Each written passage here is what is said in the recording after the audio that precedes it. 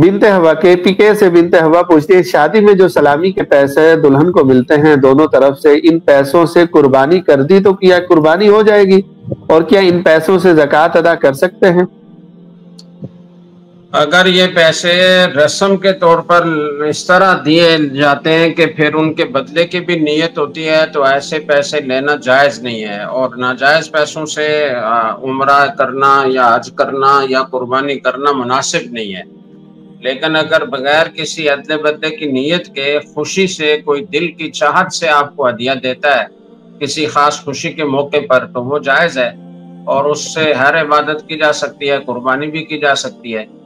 اور اگر رسم کے طور پر دیے جاتے ہیں تو بھی قربانی کرنے میں حرج نہیں ہے، لیکن بہرحال اگر وہ بدلے کی نیت ہے اور اس میں اضافہ کر کے دینا لازم سمجھا جاتا ہے تو پھر یہ سمجھیں کہ ایک سودا بازی ہے، اور سود کے سمیت واپس کرنا لازم ہوگا، جس میں سود ادا کرنے کا گناہ بھی ہوگا، لینے والے کو لینے کا گناہ ہوگا۔ سوشل میڈیا پر سب سے قدیم اور سب سے ریلائبل برانڈ درسقرآن.com